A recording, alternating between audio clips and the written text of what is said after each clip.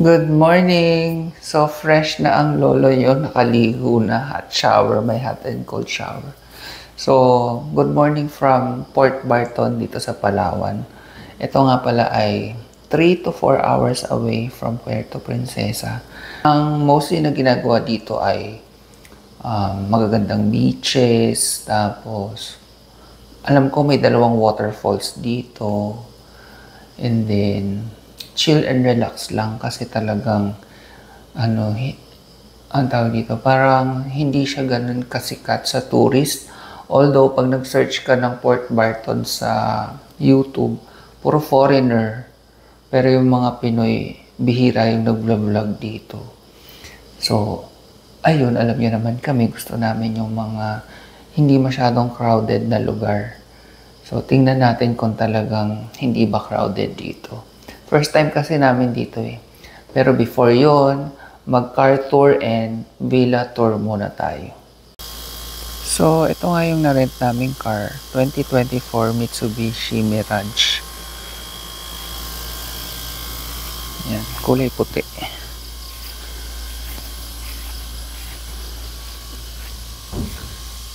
Mirage G4.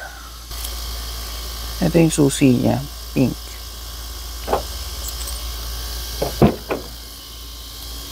Yan ang itsura niya sa loob. Yan. Bago pa talaga. Oh. Automatic nga pala siya. Ito sa likod, maluwang. Yan, ito naman yung aming villa. Malaki siya. So, dito yung parking. Pasok tayo. So, dito meron pa tayong hangout place. Parang pinaka terrace. Hinubad ko yung tsinelas ko na basa eh. Yan. And may fire extinguisher, so very good.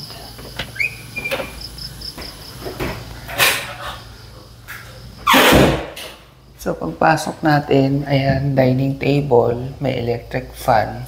Tapos, kompleto na. Merong lutuan, may initan ng tubig, lutuan pala, kalan, maraming mug, tapos, ayun, lutuan pa rin. Kompleto o may dishwashing liquid, may mga plato, ayan, may mga kutsara, tapos ito, nire-refill 25 pesos. Tapos meron tayo ditong ref. Yung ref ay malaki ang freezer. Pwede kaming mamili ng mga seafood. Kasi uso seafood dito. May mga drinks, pero syempre may bayad yan. Ayun. So, ito yung pinaka kitchen at dining area. Pag binuksan naman tong room na to, nandito na yung kwarto. Yan. Malaki yung kama, in fairness. Yan ang kama. At marami nga palang saksakan. May side table doon na nasa, hindi na side. Meron tayo dito mirror. Ito ang aircon. Window type lang, medyo maingay. Pero hindi naman sobrang ingay. Tapos dito ilalagyan ng mga gamit. May safe pa nga eh. Oh. Diyan na yung mga gamit namin. And yung CR malaki. Tsaka may hot and cold shower. Tapos malinis. Walang amoy, maganda. Ayan. May hot and cold shower. So yung aming nirentahan na kotse ay 1,300 per day. So 3 days namin siyang nirent. So 3,900. Plus, gas. Nagpa-full tank kami kagabi ng 2,000 pesos. And may deposit pala siya na refundable naman, 2,000 pesos din. Yun. Kasi kinumpute namin yung pamasahe. Kunyari, nag-van, mga 500 pesos per person. So, 1,000 kami. balikan 2,000 yun. Tapos kung magre-rent kami ng motorbike, 500 per day, 3 days kami dito, di 1,500. So, 3,500 na yun, di ba? Sa 3 days. Eh yan, 3,900. Oh, hindi pa kami hassle. Kasi ang hassle din mag-commute dahil kagaya nun, kagabi wala ng van. May schedule. Tapos, syempre, marami kayo doon masikip. Mga ganun. So, yung mga konting difference na sa presyo ay pero mas convenient, pinili namin yung ganun. Basta, yun. May lisensya naman kami, kaya okay lang. Anyway, ito namang ating villa ay, magkano to? Ito namang aming villa, ang tawag dito ay Louisville Transient. Parang, oo. Lalagay ko na lang yung link sa Agoda. Nasa 1,700 to per night. Kasama na yung taxes ng Agoda. Taxes and fees sa Agoda. Umabot kami ng 5,200 sa 4 days, 3 nights. Dito sa Louisville Transient sa Port Barton. Ano na rin naman yun, reasonable na rin yung price na yun kasi nasa Pilipinas tayo, usually nasa 2,000 to 5 ang mga rooms lang dito. Ito, kompleto, may kitchen, di ba? Tapos malawak yung parking namin. Ayun, so, ang una namin gagawin ngayon ay, syempre mag-breakfast. Tapos, actually, wala kami itinerary. So, baka labo-labo lang. Inisip namin mamalengke, magpunta ng falls, tapos silipin yung beach. Tapos bukas, baka mag-island hopping, bahala na. Anyway, tara, mag-breakfast na tayo. Ito nga pala yung labas ng Louisville, ayan. Doon yung reception. Yan, nagre-register si Mahal. Konti lang, 6 lang yung ano nila, villa or cabin. 3 doon, 3 dito sa side na to. Yan. Okay, nung nag-vlog ako kanina, bukas pala yung aircon. Ang ingay nung nag-house tour ako tsaka car tour. Sorry. Rinig na rinig siya sa mic. Ayan, so ganito yung itsura sa Port Barton. Parang ano lang, maliit na barangay, pero mapuno. Maganda yung road. Parang school to. Laki ng school. Dito sa mga kainan, rough road pa. Doon nga kami nag-park. Ayun, layo.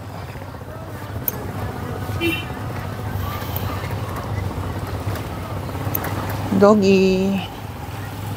So, ganito yung vibe dito.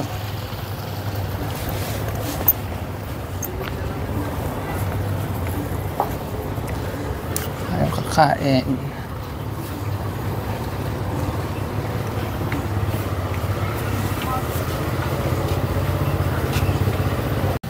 I-zoom in ko na lang yung menu. Ayan.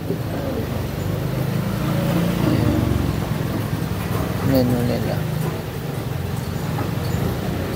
So, yung name ng restaurant ay Gakayan. Mga ilang minutes na tayo naghintay? 15?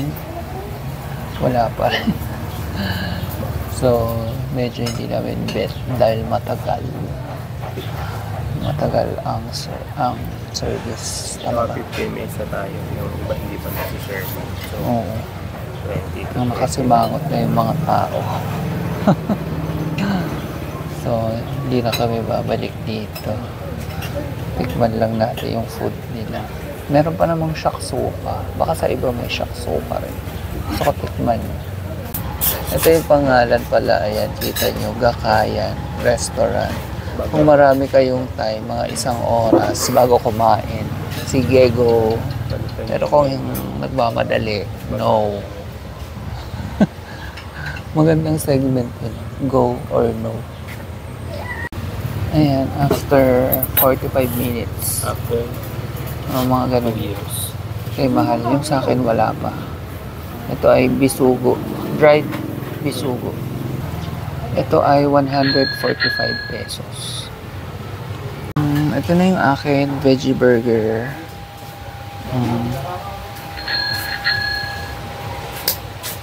So, ito ang ating first breakfast dito sa Port Barton. Ayan. So far, kagabi, hindi kami naging masaya sa first dinner namin. Hindi ko muna lagyan ketchup. Tikman ko muna ng siya lang. Vegetable patty.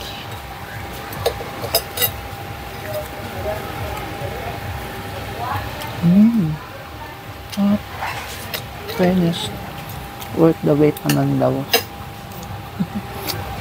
Sarap. Ano siya? 90 pesos.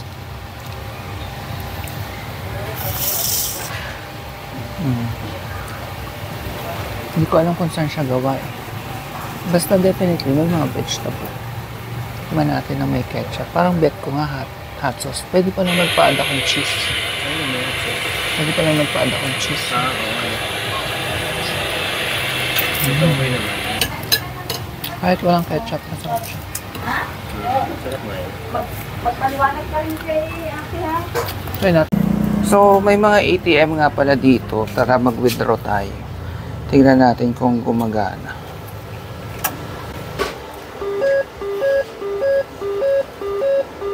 Okay, gumagana siya. Nakapag-withdraw naman tayo ng cash. Okay, ang pangit ng unang experience namin sa breakfast. As in, napakatagal. Pero masarap. Yun nga lang, Diyos ko, naglagkit na. Ikakaligo lang namin, di ba? Lagkit-lagkit na. Aray. Tapos maalikabok. Sabi ko nga, ba't dito sa commercial area, rough road, tapos yung hindi naman commercial, yun pa yung nakasemento. Hindi pa pala natin natingnan yung beach, pero magkakape muna kami. Ayan, so may nakita kaming cafe. Amara Cafe. Ganda, Instagrammable yung place. Nice.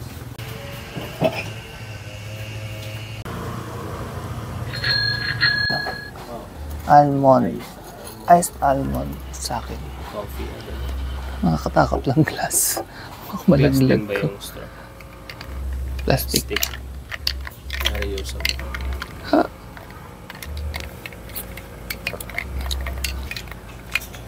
Masyadong matapang.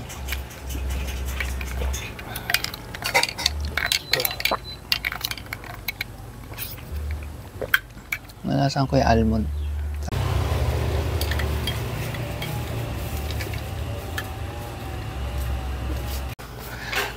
So, once again, failed na naman ang aming kinainan at saka yung coffee shop. Yung hindi naman sobrang failed, pero hindi kami masyadong happy, ganun. Kasi yung kape, hindi masyadong makape. Hindi lang kami makapagsalita doon kasi nandun si ate yung barista. Hindi namin masyadong bet yung kape. So, yun. Tapos, ang ginastos namin doon ay 245 pesos sa aming dalawa. Dalawang kape naman. Dalawang kape naman na yun, pero di sulit. Anyway, inom muna akong gamot. Ito yung mga supplement ko para sa aking kidney. Nagtitake ako ng enalapril. Para sa high blood to, pero hindi naman ako talaga totally high blood eh. Kaya lang maganda daw to sa kidney. Tapos ito, fish oil. Yan din, para sa kidney ko rin. Yan lang naman.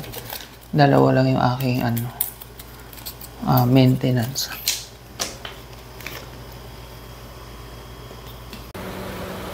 Bibili muna kaming lunch. Pero take out lang kasi ang init. Dito na lang kami kakain.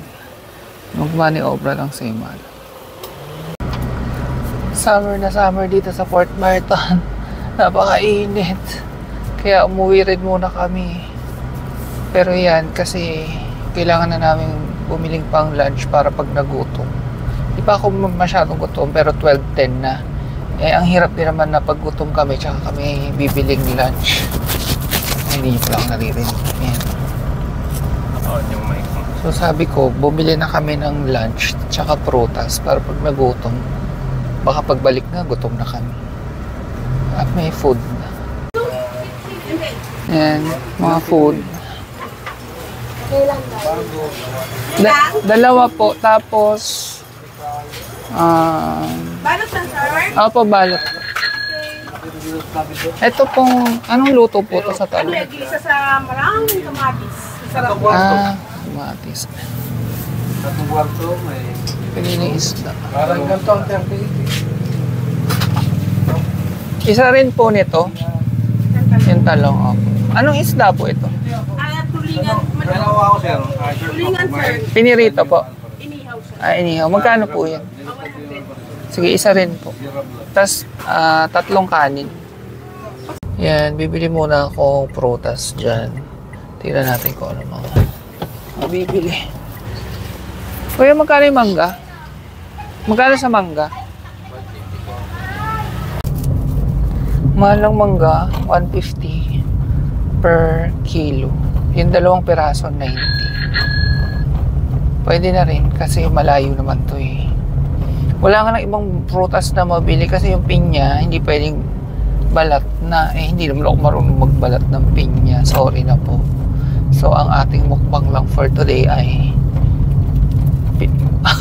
mangga.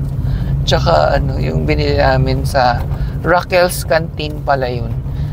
Medyo mahal din. Inabot ng 325 pesos.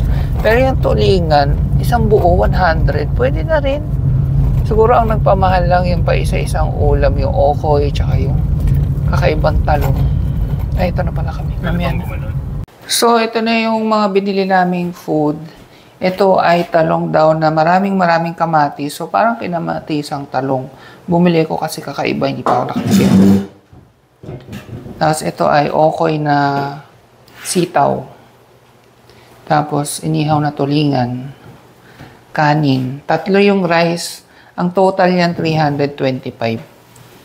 Pwede na rin. Mura na rin yun dito. Kasi 2 na kami makakakain. May parang dead end kami na encounter. Pero hindi. May daan daw, sabi ni Mahal. Magdahan-dahan lang ako.